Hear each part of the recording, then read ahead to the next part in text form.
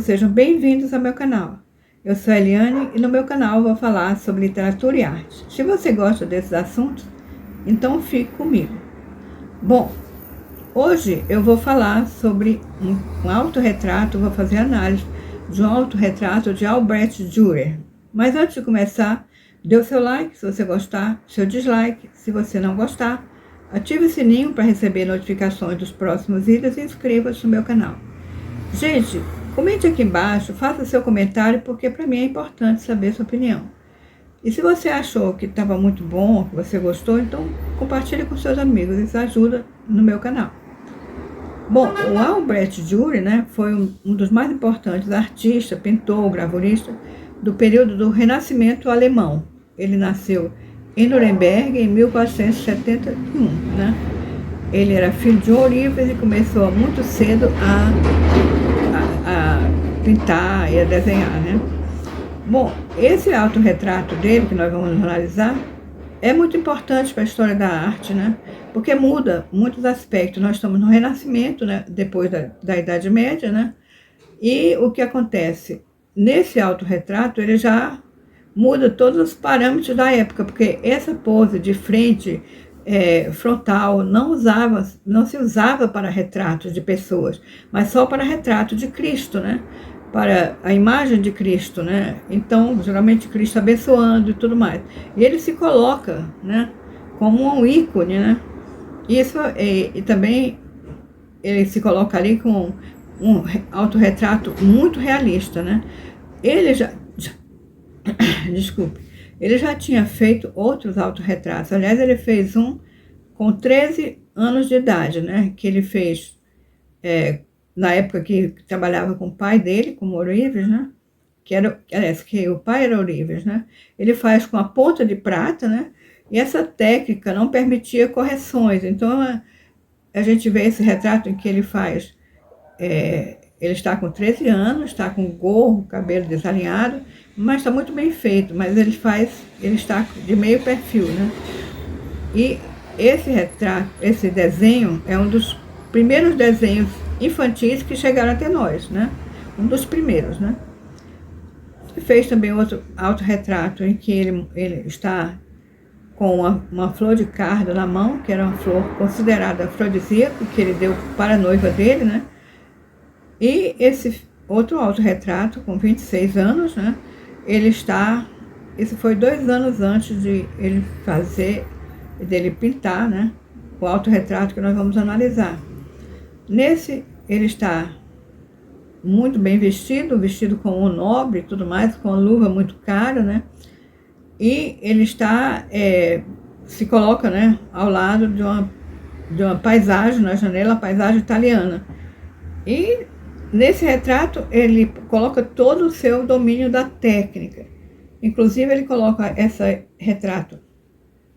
janela com a paisagem italiana, porque naquela época já faziam bastante retrato e tudo mais, pintavam com paisagens atrás, né? Aqui é quase que ele está fazendo um modelo do que ele sabe fazer.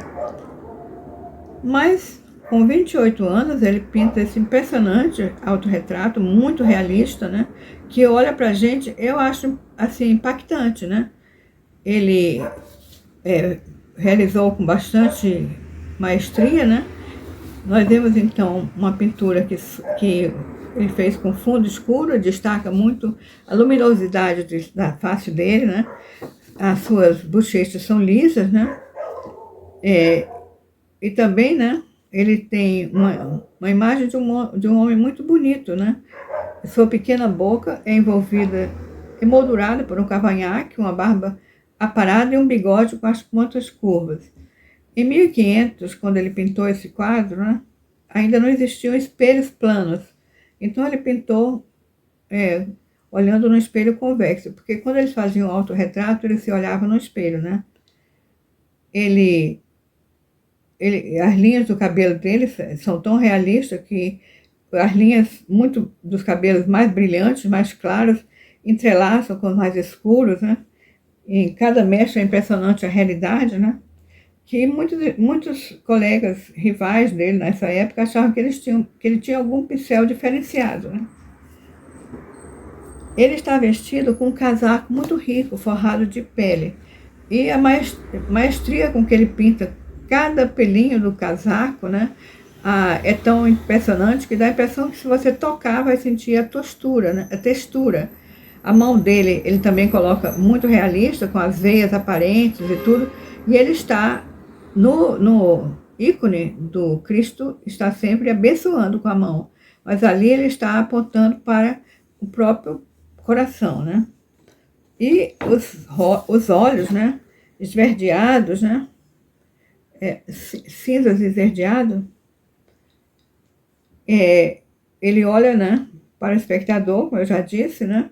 E é tão perfeito que ele coloca, os olhos são ligeiramente assimétricos, né? E tem uma luz de uma janela, né, refletida na íris do seu olho esquerdo, né?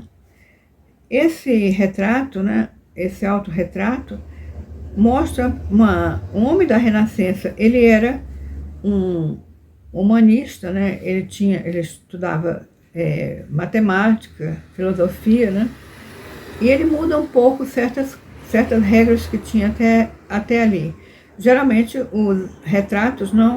os pintores não se retratavam, retratavam nobres, ricos e tudo mais, né?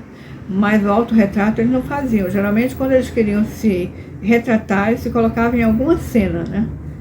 Naquela cena eles colocavam a figura deles. Isso já era diferenciado, né? Outra coisa, né, é que antes, né, os pintores, na maioria das vezes, não nem assinavam, né? Porque era considerado um ofício de artefato, um artesanato, repetição e tudo. Mas ele aí já inova, né? Demonstrando que os pintores não são só artesãos. Eles têm uma imaginação, eles conseguem criar coisas diferentes, né? É um homem do Renascimento, que o Renascimento sai daquelas coisas mais ou menos repetidas, né? Já tinha mais ou menos um modelo para fazer as pinturas, que em geral eram pinturas sacras, né? E ele já sai desse estilo. Ele faz também a primeira vez que praticamente nenhum pintor assinava as suas obras, mas ele assinava. E é interessante que ele colocou em letras douradas, né? Sempre colocava uns dizeres nos quadros, né? Ele coloca, no topo direito do quadro, ele coloca assim, o escrito: eu, Albert Dürer, não, é assim, eu, Albert Dürer, de Nuremberg, me pintei com cores indeléveis aos 28 anos. Do outro lado ele coloca a data de 1500, né? E o monograma, né? Esse monograma, que é outra inovação, ele coloca em tudo, nas gravuras, nas pinturas, né? Então, é muito curioso, eu acho bem marcante essa pintura, esse autorretrato. É curioso saber que esse autorretrato que nós estamos vendo nunca foi visto, né, pelas pessoas normalmente, como ele fazia, colocava seus autorretratos, até como modelo e tudo. Esse ele nunca deixou visível durante toda a sua vida, né? Está hoje no Museu de Munique. Bem, amigos, eu espero que vocês tenham gostado. Se vocês gostaram, obrigada por sua atenção e até o próximo vídeo.